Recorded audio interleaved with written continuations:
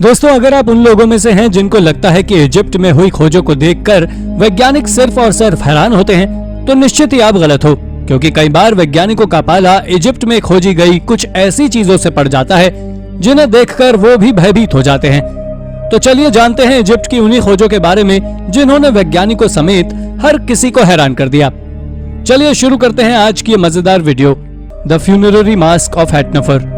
दोस्तों, साल 1936 में इजिप्ट में ऑफरिंग चैपल ऑफ सेनेनमट के नीचे आर्कियोलॉजिस्ट की एक टीम ने एक रॉक कट टूम ढूंढ निकाला जो कि काफी ज्यादा अद्भुत था। आपको जानकर हैरानी होगी कि यह टूम फेरोहस के जमाने में भी इजिप्ट के प्रोमिनेंट लोगों में शुमार रहे सेनेनमट की मदर के बरियल के लिए बनाया गया था। यह इतना ज्यादा शॉकिंग इसलिए था क्योंकि ये वो वक्त था जब इजिप्ट में रॉयल बरियल सिर्फ फेरोहस ही ऑफर कर सकते थे, लेकिन सेनेनमट ने अपने कद को देखते हुए अपनी मां को रॉयल बरियल देने का काम किया और इस शानदार जगह पर दफनाया। इस टूम से आर्कियोलॉजिस्ट को लगभग 2450 साल पुराने इस शानदार फ्यूनररी मास्क के साथ साथ कई और एंशिएंट इजिप्शियन आर्टिफैक्ट्स भी मिले जो आज न्यूयॉर्क के मेट्रोपॉलिटन म्यूजियम ऑफ आर्ट की शोभा बढ़ा रहे हैं। The wishing cup. दोस्तों, 1922 में जब इजिप्शियन फेरोहा तूतनखामून के टूम को आर्कियोलॉजिस्ट हार्वर्ड कार्टर की टीम ने एक्सकेवेट किया तो उन्हें इस जगह से कई सारे अनमोल एंशिएंट आर्टिफैक्ट्स मिले जो आज अलग अलग म्यूजियम्स की शोभा बढ़ा रहे हैं। शायद ही आपको मालूम हो कि इसी एक्सकेवेशन में आर्कियोलॉजिस्ट को वो प्रसिद्ध लोटस शेलिस भी मिला था जिसे लोग द विशिंग कप के नाम से भी जानते हैं। इस कप की खास बात यह है कि इस खूबसूरत कप को एलाबास्टर नाम के सॉफ्ट मटेरियल के एक सिंगल पीस से बनाया गया था। दोस्तों, इस कप के ऊपर कुछ इजिप्शियन विश कोट भी कार्व्ड हैं और इसी वजह से इस कप का नाम विशिंग कप भी पड़ा है। आपको जानकर थोड़ा शॉकिंग लगेगा कि इस कप को एक्सकेवेट करने वाले आर्कियोलॉजिस्ट हार्वर्ड कार्टर के सेकंड ग्रेवस्टोन के ऊपर भी यही विश कोट कार्व किए गए हैं। बहरहाल लगभग 1332 बीसी और 1323 बीसी के बीच बनाए गए इस खूबसूरत आर्टिफैक्ट को आज हम कायरो स्थित इजिप्शियन म्यूजियम में देख सकते हैं। Crocodile mummies. इजिप्ट के इतिहास में हुए एक्सकेवेशंस में कई दफा हमें इंसानों के साथ साथ जानवरों की ममीज भी देखने को मिली हैं। For example crocodile mummies. इसलिए हम ये कह सकते हैं कि एंशिएंट इजिप्शियन लोग गॉड्स के साथ साथ जानवरों से भी काफी ज्यादा प्रेम करते थे। लेकिन इजिप्ट में स्थित कॉम ओम्बो टेम्पल एक ऐसा टेम्पल है जहां पर क्रोकोडाइल्स को बतौर गॉड ही पूजा जाता था। इस एंशिएंट टेम्पल की खास बात यह है कि इस टेम्पल को दो भागों में बांटा गया है, जिसमें एक भाग को क्रोकोडाइल गॉड सोबेक को डेडिकेट किया गया है तो वहीं दूसरे पार्ट को फाल्कन गॉड हेरोइस को डेडिकेट किया गया है। ये टेम्पल इतना ज्यादा पॉपुलर इसलिए भी है क्योंकि ये टेम्पल अपनी मेन एक्सिस के एकदम सिमेट्रिकल है। हालांकि आर्कियोलॉजिस्ट अभी तक इस बात का पता लगाने में कामयाब नहीं हो पाए हैं कि क्या अलग अलग कार्व्ड दोनों पार्ट्स में कुछ कनेक्शन है भी या नहीं। रेड सार्कोफागस। इजिप्ट में स्थित सक्कारा आर्कियोलॉजिकल साइट इजिप्ट की सबसे ज्यादा मिस्टीरियस और हिस्टोरिकल रिच आर्कियोलॉजिकल साइट्स में से एक है। ऐसा इसलिए है क्योंकि इस साइट से सालों एंशिएंट इजिप्शियन फाइंड्स मिलते रहे हैं। इसी आर्कियोलॉजिकल साइट से हाल ही में आर्कियोलॉजिस्ट को एक और सफलता हाथ लगी जब उन्हें यहां से 3200 साल पुराना एक सार्कोफागस मिला।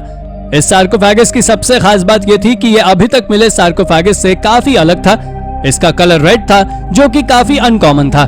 जब इसके ऊपर फर्दर रिसर्च की गई तो मालूम चला कि यह सार्कोफागस पटाहा एम युआ नाम के इजिप्शियन रॉयल ऑफिसर का है जो कि रामसेस II के रेन के दौरान काफी ज्यादा पॉपुलर हुआ करता था।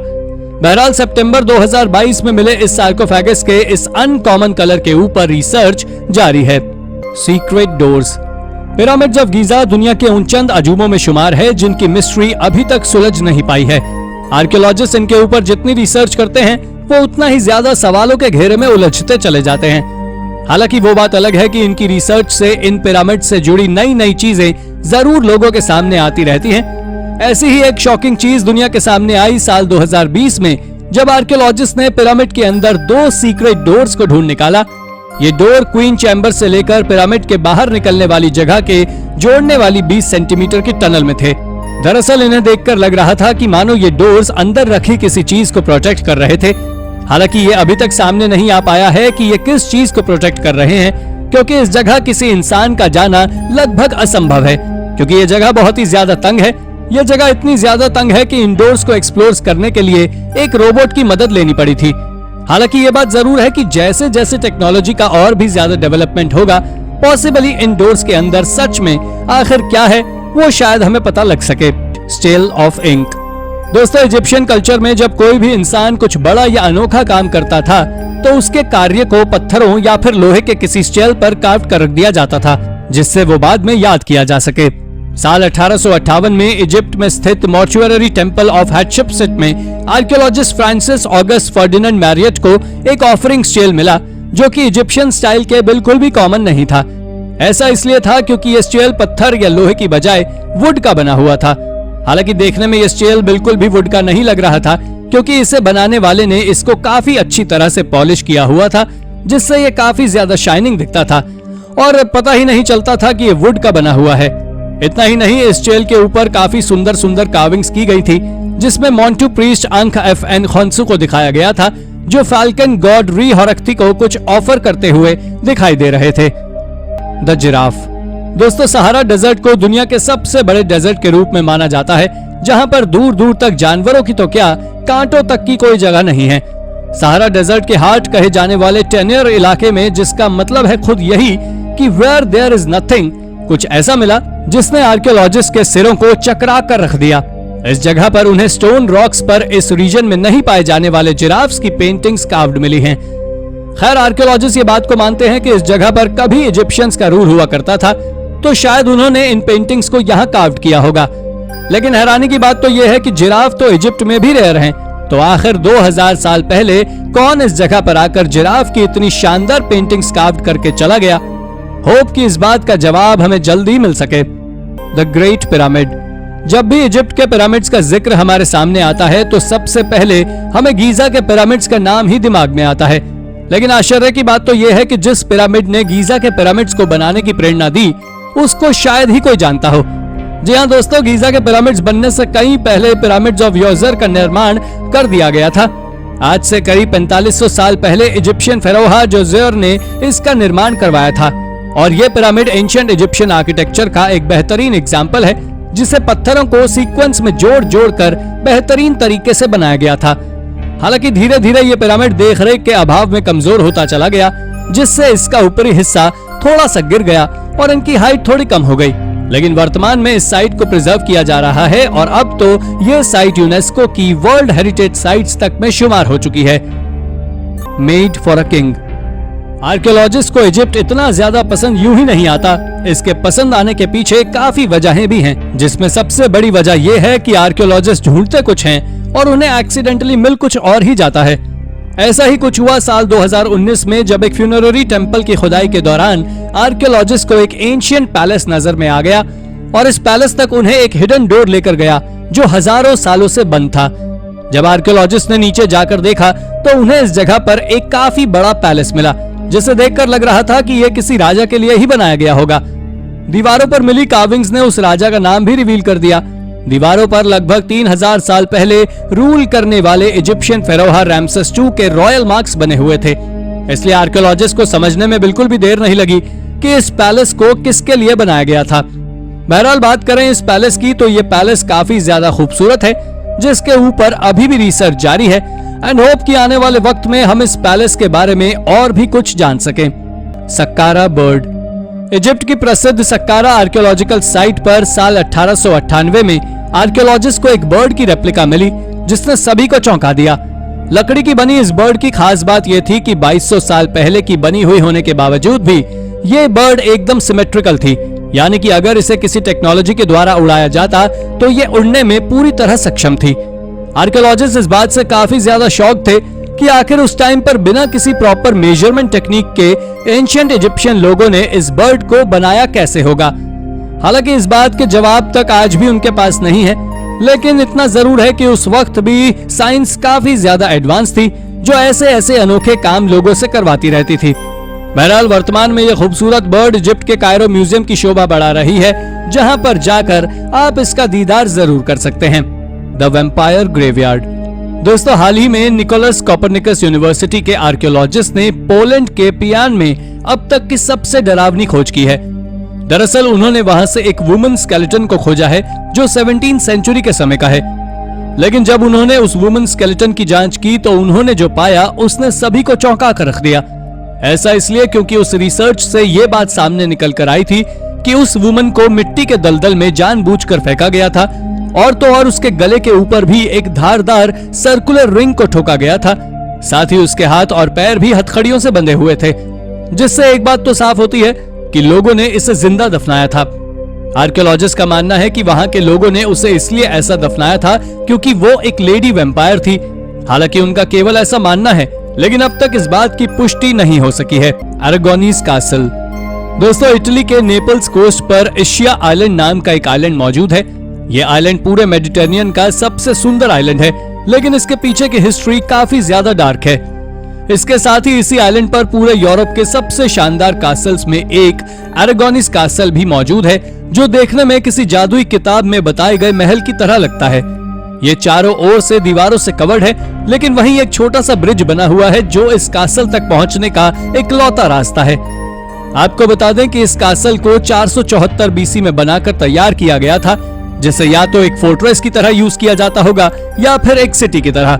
मगर इसके बावजूद भी उस कासल से कुछ चौंका देने वाली चीजें मिली हैं, और वो कुछ और नहीं बल्कि कब्रें हैं। एक्सपर्ट्स का कहना है कि 16वीं सेंचुरी में इस कासल में 2000 से ज्यादा फैमिलीज रहा करती थी, और 17वीं सेंचुरी में ये नन्स का घर रह चुका है, जिन्हें पुअर क्लेयर्स नाम से जाना जाता था। खैर, ये कब्र किसकी है इसका अब तक किसी को कोई अंदाजा नहीं है। Broken on the wheel. ये खोज सैन एम्ब्रोगियो स्क्वायर से की गई थी, जहां से आर्कियोलॉजिस्ट ने 56 स्केलेटन्स को खोजा था, जिसमें रोमन एरा के स्केलेटन्स यानी 2000 पुराने स्केलेटन से लेकर 500 साल पुराने स्केलेटन्स मौजूद थे। हालांकि उनमें से एक स्केलेटन कुछ ज्यादा ही अजीब और इंटरेस्टिंग था, जो 1290 से 1430 के बीच 17 से 20 साल उम्र में मरे हुए लड़के का था। जब आर्कियोलॉजिस्ट ने इसकी जांच की तो पाया कि इस आदमी की जान दर्द के कारण गई है, क्योंकि इस स्केलेटन की सारी जॉइंट बोन्स टूटी हुई थी। बोन्स के बीच में कई सारे फ्रैक्चर्स थे, बैकबोन में एक चाकू लगा हुआ था और स्कल में भी कई सारे फ्रैक्चर्स थे, जिससे एक्सपर्ट्स ने यह अंदाजा लगाया है कि इसे एक बड़े व्हील पर बांधकर सजा दी गई होगी, क्योंकि 12वीं सेंचुरी के समय इस तरह का टॉर्चर सबसे ज्यादा पॉपुलर था, जिसे द व्हील नाम से जाना जाता था। Hello fire club. ये हेल फायर क्लब पूरे डबलिन की सबसे इंटरेस्टिंग बिल्डिंग है, जो सिटी के बाहरी हिस्से में मौजूद है। इसे साल 1725 में बनाया गया था, जिसके बारे में हिस्ट्री बताती है कि यह स्टोन स्ट्रक्चर 18वीं सेंचुरी के दौरान एरिस्टोक्रेट्स के कब्जे में हुआ करता था। जिन्हें नहीं पता उन्हें बता दें कि हिस्टोरियन का एरिस्टोक्रेट्स के बारे में मानना है कि ये एक तरह के मॉन्स्टर या कहें ब्लाशिमर्स हुआ करते थे। वो इस हिली स्टोन स्ट्रक्चर को पार्टी मैंशन की तरह यूज करते थे, और कभी कभी इस मैंशन में अजीब रिचुअल्स को भी फॉलो किया जाता था, जिसके बाद 19वीं सेंचुरी में इसे एक हॉन्टेड प्लेस घोषित कर दिया गया था। दोस्तों, तब से लेकर आज तक ये खाली पड़ा हुआ है, जिसमें बहुत कम लोग आते जाते हैं, और अब तो ये एक खंडहर में भी बदलना शुरू हो गया है।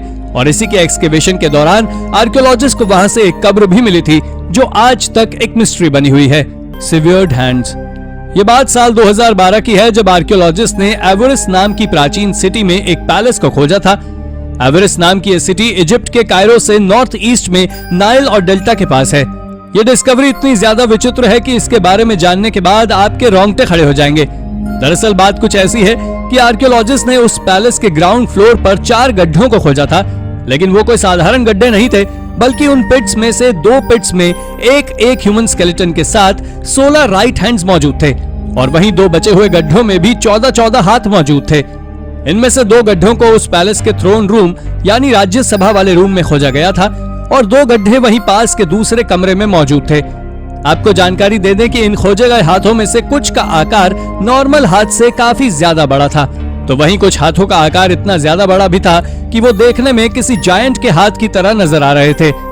जब आर्कियोलॉजिस्ट ने वहां से खोजे गए इन हाथों की कार्बन डेटिंग की, तो पाया कि ये हाथ आज से 3600 साल पुराने हैं। उस समय पर इस जगह पर हिक्सस पीपल का राज हुआ करता था, जो इजिप्ट के नॉर्दर्न कनान पर कब्जा करे हुए थे। एक्सपर्ट्स का मानना तो ये भी है कि ये जो पैलेस उन्होंने खोजा है, ये भी एक हिक्सस रूलर किंग कायेन का ही है। इसके साथ ही आर्कियोलॉजिस्ट ने वहां से एक कार्विंग को भी खोजा था, जिसमें यह दिखाया गया था कि एक सैनिक दुश्मनों के हाथों को काटकर सोने के बदले उसे बेच रहा है। ये इमेज उन हैंड्स के काटे जाने के 400 साल बाद बनाई गई थी, पर वो ऐसा क्यों करते थे, ये बात वाकई रहस्यमयी है। Plastered human school. दोस्तों, 8000 बीसी से 6000 बीसी के बीच में मिडिल ईस्ट के लोग ऐसी हरकतों को अंजाम देते थे जो आज के समय के हिसाब से काफी ज्यादा अजीब है। दरअसल मॉडर्न सिटी ऑफ यरीको में प्री पॉटरी नियोलिथिक पीरियड के दौरान लोग स्कल्स पर मिट्टी का पेस्ट चढ़ाते थे, दोस्तों इसका पता तब लगा था जब 1930s में जॉन गांस्टैंग नाम के आदमी ने इस तरह के प्लास्टर्ड स्कल को पहली बार खोजा था, और उसके बाद ठीक इसी तरह का एक और प्लास्टर्ड स्कल 1950s में खोजा गया था, जो आज भी ब्रिटिश म्यूजियम में रखा हुआ है। इसके बारे में आर्कियोलॉजिस्ट का कहना है कि ये एंशिएंट ह्यूमंस के द्वारा बनाया गया अब तक का सबसे पुराना आर्ट्स में से एक है। लेकिन हैरानी की बात यह है कि अब तक जितने भी प्लास्टर्ड स्कल्स को खोजा गया था, उन सभी में से ज्यादातर प्लास्टर्ड स्कल एडल्ट मेल्स के थे, पर वहीं कुछ प्लास्टर्ड स्कल बच्चों और महिलाओं के भी थे। पैरासिटिक पू, यह खोज भी हाल ही में की गई है, जिससे साइंटिस्ट ने यह पता लगाया है कि स्टोनहेंज के आसपास रहने वाले लोगों की मौत पैरासाइट से इन्फेक्टेड होकर हुई थी। आपको बता दें कि जो लोग डरिंगटन वॉल के किनारे सेटलमेंट्स में रहते थे, वो असल में एक बड़े बिल्डर्स होते थे, और ये 2500 BC के दौरान वहां रहते थे, जो कुत्तों और सुअरों को एक पेट की तरह पालते थे। पर जब पिछले साल आर्कियोलॉजिस्ट ने उन सेटलमेंट्स का एक्सकेवेशन किया, उस दौरान उन्होंने वहां 19 अच्छी तरह प्रिजर्व फेसेस यानी कि मल को खोजा था, जिसमें इंसान और जानवर दोनों का ही मल शामिल था। मगर हैरानी तो तब हुई जब इन फेसेस की जांच की गई तो पता लगा कि उसमें पैरासिटिक वुम्स मौजूद हैं, जो लंग्स और लिवर को पूरी तरह डैमेज कर देते थे, और शायद इसी कारण से उन सभी की मौत भी हुई थी। एंशिएंट बरियल, आर्कियोलॉजिस्ट की एक टीम ने इजराइल में इसी साल सितंबर में एक ऐसी खोज की है जिसने सभी को चौंका कर रख दिया है। असल में उन्होंने एक एंशिएंट बरियल केव को खोजा है जो रामसेस II के समय की है। उस केव के अंदर से जो मम्मी मिली है, उसकी कार्बन डेटिंग से पता लगा है कि वो 1213 BC के समय की है। इसके बारे में इजराइल एंटिक्विटीज अथॉरिटी का कहना है कि इस क्रीपी केव को एक मैकेनिकल डिगर के द्वारा एक बीच से खोजा गया था, लेकिन अब तक उन्होंने उस जगह के बारे में कोई खुलासा नहीं किया है। इसको खोजे जाने के बाद जब आर्कियोलॉजिस्ट इस अंधेरी केव में जांच पड़ताल की, तो वहां से आर्कियोलॉजिस्ट को ढेरों आर्टिफैक्ट्स मिले, जिसमें शैलिसेस, स्टोरेज जार्स, ब्रॉन्ज एरोहेड और कई फ्यूनरल भी शामिल थे, जो वाकई एक गजब की खोज है। The woman from scribe strap, ये बात 1935 की है, जब डेनमार्क के सदर्न जटलैंड से एक मिस्टीरियस बरियल माउंट को खोजा गया था। उस बरियल माउंट से आर्कियोलॉजिस्ट को अब तक खोजी गई सबसे डरावनी और सबसे अगलियस्ट मम्मी मिली है, जो कि एक औरत की थी। और तो और ये डरावनी इसलिए भी है क्योंकि उस मम्मी का स्केलेटन कोयले की तरह काला था। साथ ही इसके बाल की बात करें तो वो बहुत घने थे और गूथे हुए थे। जब एक्सपर्ट्स ने इसकी जांच की तो पाया कि ये लेडी मौत के समय केवल 18 साल की थी, पर अब तक ये पता नहीं लगा है कि ये मम्मी आखिर कितनी पुरानी है और ये किस सिविलाइजेशन से बिलोंग करती है। इसी कारण से ये आज भी एक मिस्ट्री बनी हुई है, जो देखने में वाकई काफी ज्यादा डरावनी है। स्कल इन द रिवर, ये बात मिनेसोटा रिवर की है, जहां से एक स्कल को कायाकर्स के द्वारा खोजा गया था। जब शुरुआत में उन्होंने इसे खोजा था तो इसके बारे में उनका ऐसा मानना था कि ये स्कल एक मर्डर विक्टिम है, जिसके बाद उन्होंने इसे इन्वेस्टिगेशन के लिए शेरिफ स्कॉट को दे दिया और उन्होंने भी इसे मेडिकल एग्जामिनर को थमा दिया, जिसके बाद जांच करने पर यही निकल कर आया कि यह स्कल एक मर्डर विक्टिम का ही है। लेकिन हैरानी की बात तो यह थी कि यह स्कल आज से 8000 साल पुराना है और इसकी बात सभी को चौंका रही थी। इसके साथ ही इस डिस्कवरी से एक और खुलासा हुआ कि यह स्कल इंसानों के सबसे पुराने सेटलमेंट्स में रहने वाले लोगों यानी सबसे पुराने मॉडर्न ह्यूमंस का है। स्कारा ब्रे, दोस्तों दुनिया में हर किसी को यह जानने में काफी इंटरेस्ट रहता है कि आखिर नियोलिथिक एरा में लोग किस तरीके से रहा करते थे। इस बात को जानने के लिए आर्कियोलॉजिस्ट हमेशा ही रिसर्च और एक्सकेवेशंस कर कोशिश में जुटे रहते हैं। लेकिन आपको जानकर हैरानी होगी कि साल 1850 में स्कॉटलैंड में आए एक तूफान ने एंशिएंट स्कॉटिश लोगों के रहने के तरीके को बड़ी ही आसानी से रिवील कर दिया। इस तूफान ने ऑर्कनी आइलैंड में सालों से जमीन में दफन नियोलिथिक एरा के ह्यूमन सेटलमेंट को सामने लाने का काम किया। जिसे बारिश और तूफान से यह सेटलमेंट सामने आया, वो जब रुका तब आर्कियोलॉजिस्ट ने यहाँ जाकर देखा तो उन्हें यहाँ से एंशिएंट स्कॉटिश कल्चर से जुड़े सेटलमेंट के अलावा और भी कई सारे अन्य आर्टिफैक्ट्स भी मिले, जो काफी ज्यादा अनमोल थे। वर्तमान में इस एंशिएंट नियोलिथिक ह्यूमन सेटलमेंट को अथॉरिटीज ने प्रिजर्व कर लोगों के लिए खोल दिया है, जहां हर साल हजारों लोग अपने इतिहास को देखने के लिए जाते हैं। केव टाउन ऑफ कलामिता, दोस्तों क्रीमिया के पास कलामिता बे में स्थित इनकमन नाम का शहर दुनिया के सबसे शानदार शहरों में से एक है। बाइजेंटाइन एम्पायर के रूलर्स द्वारा बनाए गए इस शहर को पूरी तरह से पहाड़ों की क्लिफ्स में बनाया गया था। इस शहर की सबसे खास बात यह है कि इसके फ्रंट से हमें घरों की सिर्फ खिड़कियां दिखाई देती हैं, जबकि ये घर आपस में पहाड़ी घरों की एक दूसरे से स्टेयर्स के जरिए जुड़े हुए हैं, जिसकी वजह से ये देखने में काफी ज्यादा खूबसूरत लगते हैं। इस जगह पर क्रिश्चियन कल्चर से जुड़े हुए कई ऐसे मॉन्यूमेंट्स हैं जिन्हें बाइजेंटाइंस ने इस जगह पर बनाए हुए थे। बहरहाल इस खूबसूरत जगह पर अलग अलग टाइम पर कई एम्पायर्स ने कब्जा किया, जिसके चलते ये सिटी प्रिजर्व्ड और अच्छे हाल में नहीं रह पाई। लेकिन फाइनली 19वीं सेंचुरी में जब रशिया ने क्राइमिया की होल्डिंग अपने हाथ में ली, तब जाकर इस सिटी को दोबारा से रिकंस्ट्रक्ट किया गया। इसी बदौलत आज ये सिटी पहले से कई बेहतर हालात में है, जो पर्यटकों को अपनी ओर आकर्षित करती है। The Olduvai Gorge. तंजानिया के historical archaeological site Olduvai Gorge के बारे में कहा जाता है कि ये आर्कियोलॉजिकल साइट दुनिया की सबसे पुरानी आर्कियोलॉजिकल साइट्स में से एक है। दोस्तों, ये आर्कियोलॉजिकल साइट अपने स्ट्रक्चर या बनावट के लिए प्रसिद्ध नहीं है, बल्कि आर्कियोलॉजिस्ट को जो यहाँ से मिला है उसके लिए ज्यादा प्रसिद्ध है। ये काफी शॉकिंग है कि आर्कियोलॉजिस्ट को यहाँ से होमो सेपियंस के एंसेस्टर्स के रिमेन्स मिले हैं। उन्हें इस साइट से 1.9 मिलियन ईयर्स पहले के कई ह्यूमन रिमेन्स मिले हैं, जो काफी ज्यादा रेयर हैं। ये सब चीजें जो जहां से मिली हैं, वो इस साइट को ह्यूमन एवोल्यूशन हिस्ट्री की नजर में काफी ज्यादा इंपॉर्टेंट बनाती है और वर्तमान में इस साइट को तंजानियन गवर्नमेंट द्वारा प्रिजर्व किया गया है, जिसके management antiquities division ministry of natural resources and tourism के पास है। The Greek town of Akrotiri. Greece के सेंटोरिनी स्थित आर्कियोलॉजिकल साइट एक्रोटरी के बारे में आर्कियोलॉजिस्ट कहते हैं कि ये शहर आज से करीब 3500 साल पहले काफी समृद्धशाली और एडवांस हुआ करता था, जिसकी दीवारों पर खूबसूरत चित्र और आर्ट्स की झलक नजर आती थी। शायद ही आपको मालूम हो कि 16वीं सेंचुरी बीसी में इस जगह इरप्ट हुए एक वोल्केनो ने इस शहर को पूरी तरह से बर्बाद कर दिया और ऐश की एक बड़ी पार्टी के नीचे दबा दिया। इसका हाल कुछ वैसा ही हुआ जैसे कि माउंट वेसुवियस के इरप्शन की वजह से पोम्पेई का हुआ था। बहरहाल ये शहर हजारों सालों तक ऐश की परत के नीचे दफन रहा, लेकिन जब 1967 में सुएज कैनाल को बनाने के लिए इस जगह खुदाई की गई, तो इस शहर की एक दीवार लोगों की नजर में आई। बस तब से लेकर इस शहर का एक्सकेवेशन किया जाने लगा, जिसमें आर्कियोलॉजिस्ट को सफलता हाथ लगी और उन्हें इस शहर से जुड़े कई एंशिएंट आर्टिफैक्ट्स मिले, जो अब अथॉरिटीज द्वारा प्रिजर्व्ड हैं। The king's grave. दोस्तों, साल 1748 में स्वीडन के प्रोविंस स्कैनिया के साउथ ईस्ट पार्ट में दो फार्मर्स को एक बरियल साइट मिली, जो कि अपने आप में काफी ज्यादा अनोखी थी। आपको जानकर हैरानी होगी कि जिस जगह ये बरियल साइट मिली, उसे पहले कंस्ट्रक्शन वर्क की क्वेरी के रूप में यूज किया जाता था, लेकिन जब इन किसानों की नजर इस जगह पर गड़े पत्थरों के बड़े बड़े टुकड़ों पर पड़ी, तो उनकी नजर वहीं अटक गई। दोस्तों, उन्होंने जब इन पत्थरों की ओर नजर डाली, तो उन्हें नजर आया कि ये पत्थर किसी टूम को प्रोटेक्ट कर रहे हैं। इस घटना की सूचना जब उन्होंने अथॉरिटीज को दी और उन्होंने इधर आकर देखा, तब ये मालूम चला कि ये साइट नॉर्डिक ब्रॉन्ज एज की बरियल साइट है। ये पत्थर जिस टूम को प्रोटेक्ट कर रहे थे, वो किसी राजा की ग्रेव थी। इन पत्थरों पर नॉर्डिक आर्ट्स बनी हुई थी, जिसमें शिप्स, एनिमल्स की इमेज कार्व थी। फर्दर इस साइट से आर्कियोलॉजिस्ट को कई और ग्रेव्स भी मिली, जहां से उन्हें कई ह्यूमन रिमेन्स मिले, जो नॉर्डिक ब्रॉन्ज एज के बरियल कल्चर को बताते थे। The Thracian tomb of Sveshtari. Europe में एक जमाना ऐसा था जब इस पूरे रीजन में ट्राइब्स का राज हुआ करता था। इन ट्राइब्स के लोगों को थ्रेशियंस कहा जाता था। ग्रीक्स ने तो इनके बारे में यहाँ तक कहा था कि अगर ये ट्राइब्स एकजुट होकर रहती, तो ये पूरे यूरोप पर राज करती और कोई भी इनका बाल बाका नहीं कर पाता, क्योंकि इनकी पॉपुलेशन काफी ज्यादा थी। ये ट्राइब्स काफी ज्यादा प्रॉस्पेरस भी थी। इस बात के प्रूफ आर्कियोलॉजिस्ट को मिलते हैं बल्गेरिया के एक छोटे से गांव में। इस गांव में उन्हें एक थ्रेशियन टूम्ब मिला है, जो काफी ज्यादा आकर्षक है। इस टूम्ब की बनावट काफी ज्यादा सुंदर है, जिसमें करीब 3 चैम्बर हैं। इस टूम्ब की सीलिंग को औरतों के हाथों के ऊपर सादे हुए दिखाया गया है।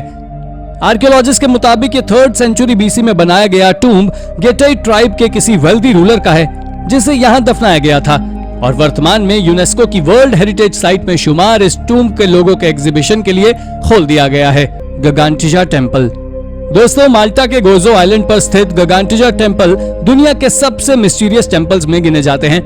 दरअसल ऐसा इनके लिए इसलिए कहा जाता है क्योंकि 3600 बीसी से लेकर 3200 बीसी के बीच बनाए गए इन टेम्पल्स को बनाने में काफी बड़े चूने के पत्थरों का यूज किया गया था, जिन्हें उस जमाने में किसी आम इंसान के द्वारा उठाना लगभग असंभव था।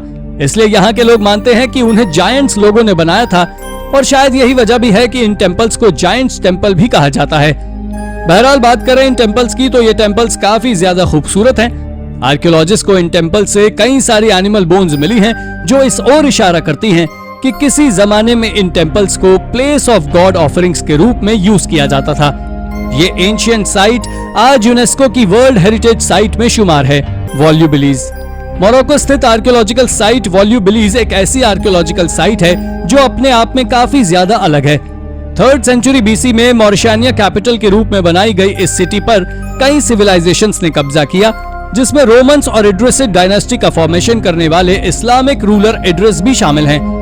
दोस्तों, आपकी जानकारी के लिए मैं बता दूं कि यह archaeological site Mauritanian culture, Islamic culture, Roman architecture का मिक्सअप है, जो देखने में काफी ज्यादा आकर्षक लगता है। इस शहर के बड़े बड़े स्टोन पिलर्स और दीवारों पर उकेरी गई आर्ट आने जमाने में फलते फूलते इस शहर की संपन्नता को जाहिर करते हैं। साथ ही इस साइट की वैल्यू को देखते हुए इस जगह को भी यूनेस्को ने अपनी वर्ल्ड हेरिटेज साइट्स में शुमार करके रखा है। सेगोब्रेगा। दोस्तों, स्पेन में स्थित आर्कियोलॉजिकल साइट सेगोब्रेगा दुनिया की उन रोमन आर्कियोलॉजिकल साइट्स में से एक है जो कि सबसे ज्यादा प्रोटेक्टेड और डेवलप्ड है। 1st सेंचुरी एडी में बनाई गई इस सिटी में amphi theatre, markets, bath pools जैसी सुविधाजनक चीजें उपलब्ध हैं। इस सिटी का एरियल व्यू आज भी लोगों को उस वक्त की इस सिटी के नजारों की आंखों में उतारने के लिए काफी है। हालांकि ये सिटी रोम से काफी दूर होने के बावजूद भी काफी ज्यादा डेवलप्ड है और एडवांस है। इसलिए इसके पीछे आर्कियोलॉजिस्ट ये वजह मानते हैं कि ये जगह काफी मिनरल रिच है। इसलिए शायद रोमन्स ने इस जगह को एपिसेंटर बनाया था, जिससे वो यहाँ माइनिंग का काम कर सकें और उन मिनरल्स को यहाँ से निकाल सकें। सन्नाई मारुयामा। जापान के ओमोरी में एक बेसबॉल फील्ड को बनाते वक्त यहाँ काम कर रहे मजदूरों को कुछ ऐसा दिखाई दिया जिसने उन्हें काफी चौंका दिया। आपको जानकर हैरानी होगी कि खुदाई के दौरान उन्हें यहाँ से 13,000 बीसी से लेकर 300 बीसी के बीच बनाए गए एक विलेज के सबूत मिले, और जैसे ही उन्हें ये सबूत मिले उन्होंने फॉरेन अथॉरिटीज को खबर कर दी, जिसके तुरंत बाद आर्कियोलॉजिस्ट की एक टीम ने आकर पूरी साइट को प्रिजर्व किया। जब आर्कियोलॉजिस्ट ने इस साइट के ऊपर रिसर्च की तो उन्हें एंशिएंट जापानीज कल्चर के बारे में काफी कुछ जानने को मिला। साथ ही इस जगह पर लगभग 700 एंशिएंट घर मौजूद थे, जो कि उस वक्त के हिसाब से काफी ज्यादा एडवांस थे। खैर, सालों से जमीन में दफन रहने की वजह से ये साइट काफी ज्यादा कमजोर हो गई थी, इसलिए इसको पब्लिक के लिए ना खोलते हुए इसे फ्यूचर जनरेशन की रिसर्च के लिए प्रिजर्व कर दिया गया। लेकिन पब्लिक के लिए अथॉरिटीज ने इस साइट के ऊपर इस गांव की रेप्लिका बना दी, जिसमें लोग इस गांव की झलक को देख सकते हैं। Eridu the first city. Eridu, जिसे कि दुनिया की सबसे पहली सिटीज में गिना जाता है, और इसे लगभग 5400 बीसी के समय एंशिएंट सुमेरियंस के द्वारा कब्जे में लिया गया था। एंशिएंट सुमेरियंस का मानना था कि इस सिटी को खुद भगवान ने स्वर्ण से पत्थरों को गिराकर बनाया था। एरिडू की सबसे बड़ी मिस्ट्री यही है कि क्या सच में इसको खुद गॉड ने बनाया है, पर यह थ्योरी कहां तक ठीक है इसके बारे में किसी को नहीं पता। लेकिन अलग अलग एक्सपर्ट्स का इसके ऊपर अलग अलग ओपिनियन है। कुछ मानते हैं कि इसको किसी स्ट्रेंज पावर ने आसमान से आकर बनाया था, तो वहीं कुछ लोगों का मानना है कि इसको हम इंसानों से भी ज्यादा मॉडर्न या कहीं डेवलप्ड किसी दूसरी दुनिया के लोगों का इसमें हाथ है, जो वाकई अजीब है। Egyptian head cones. दोस्तों, एंशिएंट इजिप्शियंस जो कि लगभग 1550 बीसी से 300 बीसी तक रहे हैं, और उस समय के लोग सिर पर एक एक्स्ट्राऑर्डिनरी स्ट्रेंज केप्स पहना करते थे। उस समय ये केप्स एंशिएंट आर्ट का एक सुंदर नजारा लगता है। आपको जानकर हैरानी होगी कि इन केप्स को गौर से देखने पर ये बिल्कुल ट्रैफिक पाइलॉन्स के जैसे दिखाई देती हैं। और हाल ही में आर्कियोलॉजिस्ट को इन केप्स के 2 आर्टिफैक्ट्स मिले हैं, जिसे कि इजिप्ट की एक आर्कियोलॉजिकल साइट से खोजा गया है, और ये लगभग 3300 साल पुराने बताए जाते हैं। ये कोन पूरे वैक्स के बने हुए थे, जो कि पूरी तरह नष्ट हो चुके हैं, लेकिन इनसे इतना तो पता चलता ही है कि एंशिएंट इजिप्शियंस इसका इस्तेमाल जरूर करते थे। आपको बता दें कि अनुनाकी में इनसे भी पहले इस तरह के केप्स का इस्तेमाल होता था, जिससे इंस्पायर होकर एंशिएंट इजिप्शियन ने इसको पहनना शुरू किया होगा। The first engineers. दोस्तों, जब भी हम एंशिएंट आर्टिफैक्ट्स के बारे में सोचते हैं तो हमारे दिमाग में सबसे पहले एंशिएंट इजिप्ट, मेसोपोटामिया और रोम की कुछ महान आर्कियोलॉजिकल साइट्स आती हैं। मगर आपको जानकर हैरानी होगी कि जब दुनिया की सबसे पहले इंजीनियर्स की बात होती है तो इस मामले में नॉर्थ अमेरिका ही सबसे ज्यादा प्रसिद्ध है, क्योंकि वहां पर सबसे पहले इंजीनियर्स यानी कि नेटिव अमेरिकन, जो कि नॉर्दर्न लुजियाना में 3000 साल पहले रहा करते थे। उसी समय जब एंशिएंट इजिप्शियंस अपने सर पर वैक्स के कोन्स पहन रहे थे, तभी ये native American complicated cities design कर रहे थे। आपको बता दें कि वॉशिंगटन यूनिवर्सिटी सेंट लुइस के साइंटिस्ट के माने तो मिसिसिपी रिवर में रिसर्च करने के बाद पता चला कि ये लोग हाईली स्किल्ड इंजीनियर्स थे। इजिप्शियंस अपने स्ट्रक्चर्स को स्टोन से बनाते थे, इसलिए वो आज तक ज्यादा खराब नहीं हुआ है, और नेटिव अमेरिकन अपने स्ट्रक्चर्स को अर्थ मड से बनाते थे, इसी वजह से वो आज तक उतने ज्यादा नहीं बचे हैं। The Ubaid reptilians. दोस्तों, सिटी ऑफ एरिडू को यूबेट पीरियड के समय बनाया गया था, जो कि मेसोपोटामियन प्री हिस्ट्री के समय यानी 5500 बीसी से 3900 बीसी के बीच का समय था। इसी समय के कुछ लोगों के द्वारा कुछ स्ट्रेंज लिजर्ड्स मॉडल्स बनाए गए, जिसे कि यूबेट फिगरेंस कहा जाता है। आपको बता दें कि ये स्कल्पचर्स दिखने में तो हम आम लोगों के जैसे ही दिखाई देते हैं, लेकिन इनके सर को किसी लिजर्ड्स के जैसे बनाया गया है। इन स्कल्पचर्स को बड़ी तादाद में आर्कियोलॉजिस्ट हैरी रेगिनेंट हॉल ने सबसे पहले साल 1919 में यूबेट की आर्कियोलॉजिकल साइट से खोजा था। पर यह बात आज तक एक रहस्य बनी हुई है कि आखिर इन स्कल्पचर्स को किसने बनाया होगा और क्यों बनाया होगा। इसके बारे में कई थ्योरी दी जाती है, जिसमें से अनुनाकी की थ्योरी सबसे ज्यादा पॉपुलर है। इस थ्योरी के अनुसार अनुनाकी लोग जो कि किसी दूसरी दुनिया के आते थे और वो हमसे भी ज्यादा बुद्धिमान लोग होते थे, शायद उन्होंने इंसानों की इसको बनाने में मदद की थी। वैसे ये थ्योरी कुछ ज्यादा ही अमेजिंग है। तो दोस्तों, ये थी हमारी आज की एक और इंटरेस्टिंग वीडियो। अगर आपको वीडियो पसंद आई हो तो इसे लाइक करें और हाँ, जाते जाते चैनल को सब्सक्राइब जरूर कर दीजिएगा। Thank you for watching.